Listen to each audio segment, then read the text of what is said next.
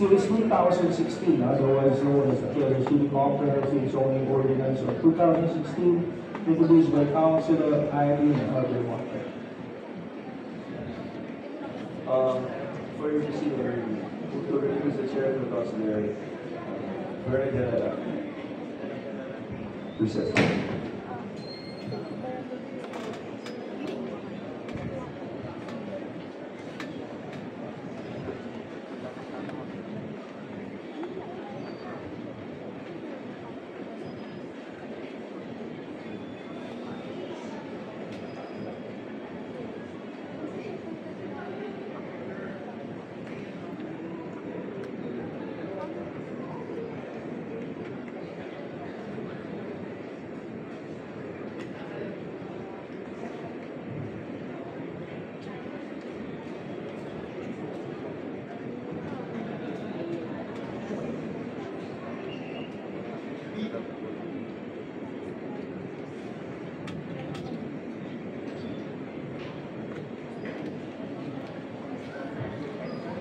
Session resumed.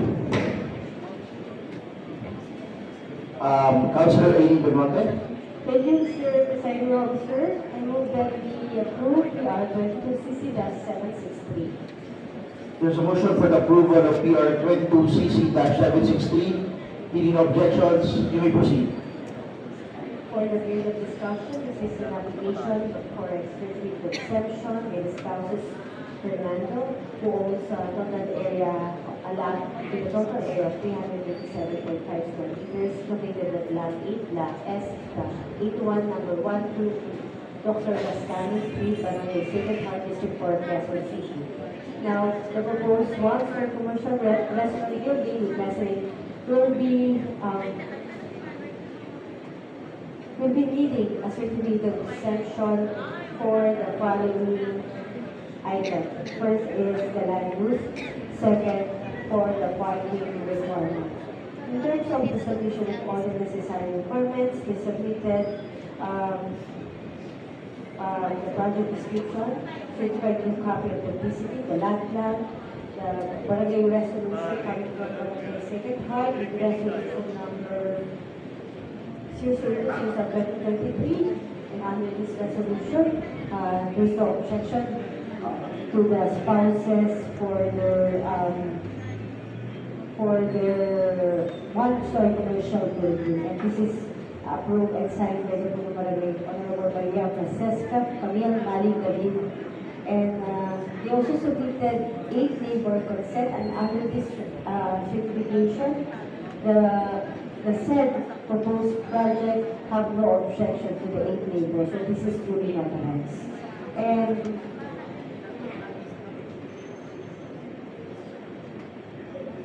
again, they submitted the necessary requirements in support of the certificate of exemption application. They undertake to comply with the provision of the comprehensive zoning ordinance pertaining to public safety and environmental protection.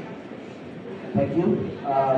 Just would like to manifest on record that all the documents are complete in order to secure the certificate of exemption. Thank you. If there's no other question, we'll begin the discussion. For the amendments, I will be adopting the amendments from the Committee on City Planning, Building and Zoning. Adopted. Adopting the title as per the project evaluation and the location as per the project evaluation, and to include all councilor present as co-introducer of this measure. Amendments carried. No other amendments, Mr. Presiding Officer, who has been the review of amendments. Terminated. For my final motion, move that we approve PR 22CC-760. There's a motion for the approval of PR 22CC-716. Hearing no objections, measure approved. Thank you, Mr. Presiding. Next item, please.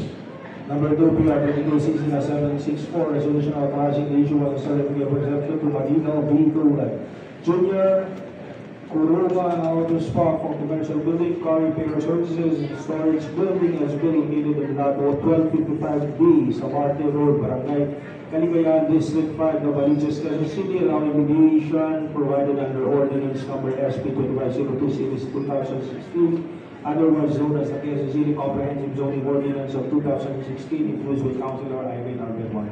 Councilor Irene Belmonte is recognized. Thank you, Mr. Presiding Officer. Move for the approval of PR 22CC-764.